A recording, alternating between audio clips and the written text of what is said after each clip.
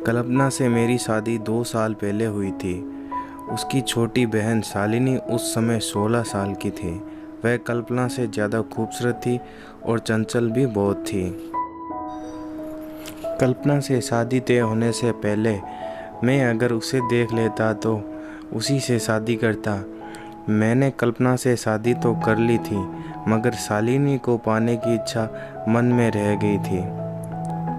वैसे भी कहावत है कि आधी साली घरवाली होती है। मेरे 2 दोस्तों ने इस बात की पुष्टि भी की थी।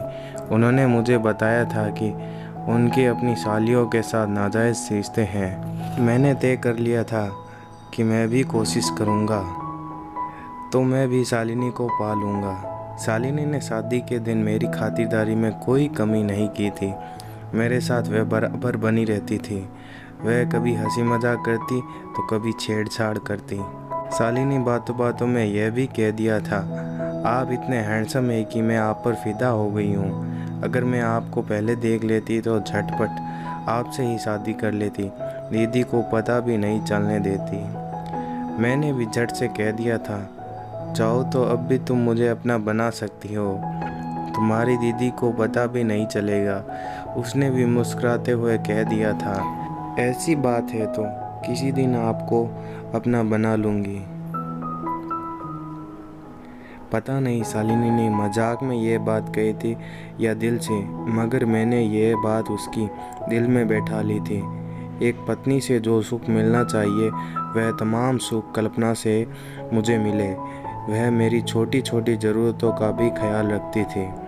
इसके बावजूद मैं शालिनी को पाने की तमाम जहन से निकाल नहीं पाया।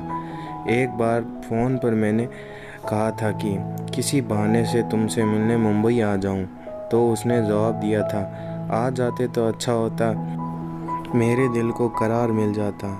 मगर ऐसे में मामा मामी को शक भी हो सकता है, इसलिए थोड़ा इंतज़ार कीजिए। मौका देखकर मैं खुद ही कोलकाता आ जाऊंगी। उसके बाद में मैंने कभी मुंबई जाने का विचार नहीं किया।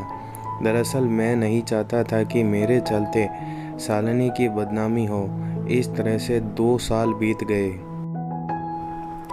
एक दिन अचानक शालिनी ने फ़ोन पर कहा, जीजाजी आपके बिना रहा नहीं जाता, हफ्ते भर बाद मैं आपके पास आ रही हूँ। मैं खुशी से खिल उठा।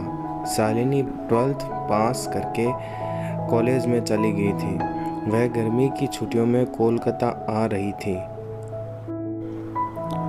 एक हफ्ते बाद शालिनी आई। उसे रिसीव करने में अकेले ही रेलवे स्टेशन पहुंच गया था। वह पहले से ज़्यादा गदरा गई थी।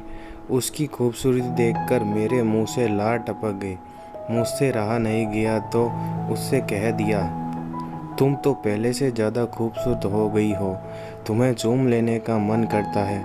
रास्ते पर ही चूमोगे क्या, पहले घर तो पहुँचिए, कहकर शालिनी ने मुस्कान बिखेर दी। घर पहुँचने के बाद उसे अकेले में मिलने का मौका नहीं मिला। वह अपनी बहन के साथ चिपक सी गई थी। उस रात मुझे ठीक से नींद नहीं आई। रात भर यही सोच रहा था कि कब शालिनी के साथ हम बिस्तर करूँगा तो वह कितना सुखद पल होगा। रात भर जगे रहने के चलते मेरी आंखें लाल हो गई थी। सुबह बाथरूम से बाहर आया तो शालिनी से सामना हो गया। मेरी तरफ देखते हुए उसने कहा, क्या बात है जीजाजी, आपकी आंखें लाल हैं, क्या रात में नींद नहीं आई? नहीं। क्यों? रात भर तुम्हारी याद आती रही। मेरी क्यों? दीदी तो आपके साथ ही थी। आप मुझसे जो चाहते हैं वह दीदी भी तो दे सकती है, फिर मेरे लिए क्यों परेशान है? देखो शालिनी, फालतू की बात मत करो। तुम अच्छी तरह जानती हो कि मैं तुम्हें पाना चाहता हूँ। जब तक तुम्हें पा नहीं लूँगा मुझे चैन नहीं मिलेगा। Thanks for watching. Please like and comment.